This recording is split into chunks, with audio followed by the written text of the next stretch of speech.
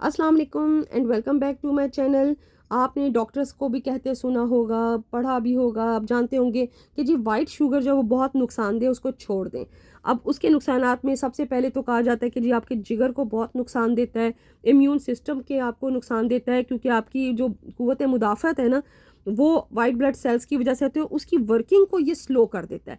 इसके अलावा वज़न बढ़ाता है, और ख़ास तौर पे जो डायबिटिक लोग हैं, शुगर पेशेंट हैं, उनके लिए तो ये ज़हर है, क्योंकि जैसे ही वो इसको इस्तेमाल करते हैं चाय में डाल के या कुछ इसकी बनी हुई चीज़ खाते हैं वाइट शुगर की, तो उसको इस्तेमाल करते ही उनका जो ब्लड शुगर लेवल है, जिसको ग्लाइसेमिक इंडेक्स कहा जाता है, वो एकदम बढ़ जाता है, जिसकी वजह से उनकी सारे सिस्टम्स को भी नुकसान होता है और शुगर लेवल बहुत ज़्यादा बढ़ जाता है। यानी glycemic index is the most important thing. और इसके अलावा आपके डेंटल प्रॉब्लम्स, कितने ही दांतों के मसाइल इसकी वजह से होते हैं। अब जब इतने नुकसानात हैं तो किसका दिल चाहेगा कि इसको इस्तेमाल करें। तो अगर हम ये इस्तेमाल ना करें तो मेरे जैसा बंदा तो चाय पीनी छोड़ दे, क्योंकि हमें स्वीटनर तो कोई ना कोई चाहिए होता है।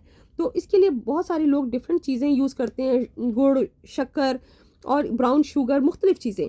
पर आज मैं आपको एक बहुत डिफरेंट किस्म का स्वीटनर बता रही हूँ, जो कि कोकोनट शुगर है।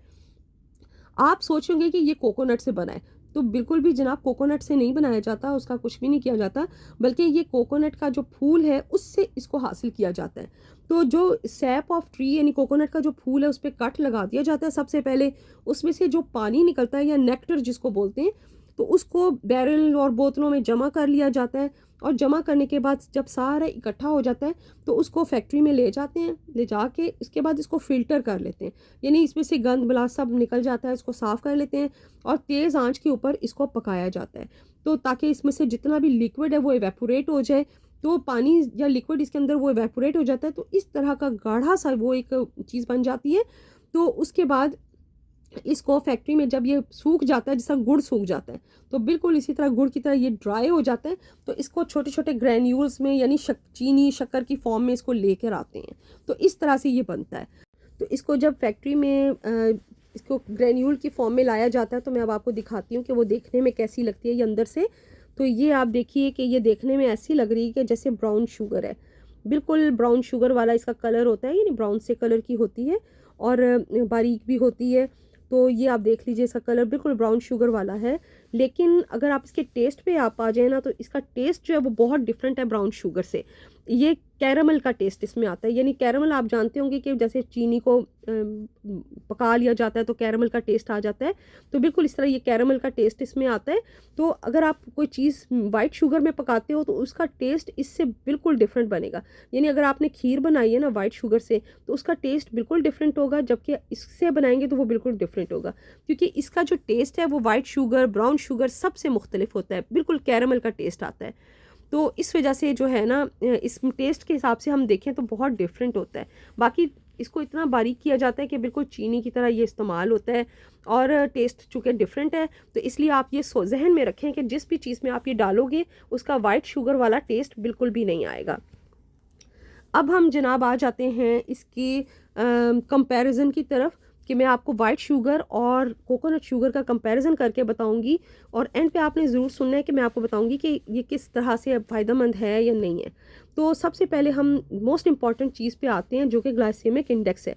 यानी जब चीनी इस्तेमाल की जाती है तो सबसे पहले हमारे जहन में जो है ना, वो यही आता है कि यार ये क्यों इस्तेमाल नहीं करनी चाहिए वाइट शुगर, क्योंकि वो आपका ग्लाइसेमिक इंडेक्स बढ़ाता है और शुगर लेवल को इंक्रीज़ कर देता है, जो कि आपको डायबिटिक बना देता है। तो ग्लाइसेमिक इंडेक्स इस कोकोनट शुगर की जो है ना वो बहुत कम है। तो जो डायबिटिक लोग हैं या शुगर पेशेंट हैं, या जो लोग चाहते हैं कि हम इसको लें तो हमारा शुगर लेवल इंक्रीज़ ना, उनके लिए तो ये बहुत अच्छा है। यानी कि वाइट शुगर का एक अच्छा सब्स्टिट्यूट है कि आप इसको यूज़ कर सकते हो। तो ग्लाइसेमिक इंडेक्स जो है वो बेसिकली है कि आप जब कोई मीठी चीज़, किसी भी स्वीटनर को यूज़ करते हो, तो वो आपकी ब्लड स्ट्रीम में एकदम किस हद तक एब्जॉर्ब होता है और आपका शुगर लेवल कितना बढ़ाता है। तो इसका मिसाल मैं आपको दे रही हूँ कि अगर आपने एक चम्मच जो है वो कोकोनट शुगर लिया है, तो उसका ग्लाइसेमिक इंडेक्स 35 है। तो अगर आप वाइट शुगर एक चम्मच ले रहे हो तो वो 65 होगा। तो आप इससे अंदाज़ा लगाएं कि आधे आधे का फ़र्क है।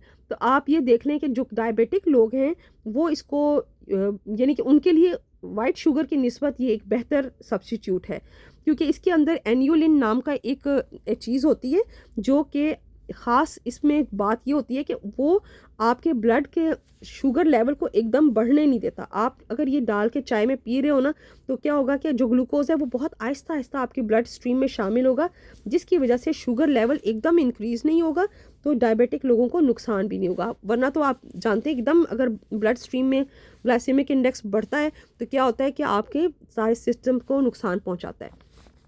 नंबर 2, आप जानना चाह रहे होंगे कैलोरीज़, क्योंकि जो वेट कॉन्शियस लोग हैं वो कैलोरी कॉन्शियस भी होते हैं, तो उनके लिए कोई इतनी अच्छी खुशी की खबर नहीं है, क्योंकि जो इसका कैलोरीज़ नंबर ऑफ़ कैलोरीज़ है ना, वाइट शुगर और कोकोनट शुगर दोनों का बराबर है।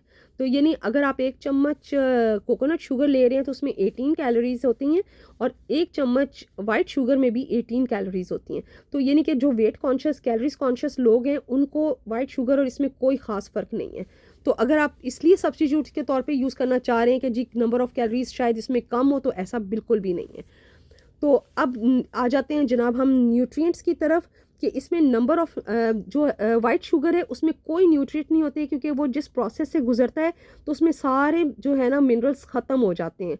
लेकिन इसके अंदर जो है वो चूँकि बहुत सिंपल प्रोसेस होता है, सिर्फ हीटिंग के ज़रिए इसको बनाया जाता है, तो इसलिए इसमें आयरन, जिंक, कैल्शियम, पोटेशियम वगैरह इसके अंदर मौजूद होते हैं। तो जब आप ये लेते हो तो इनके बेनिफिट्स भी आपको मिलते हैं, ऑल्दो कम लेकिन मिलते हैं।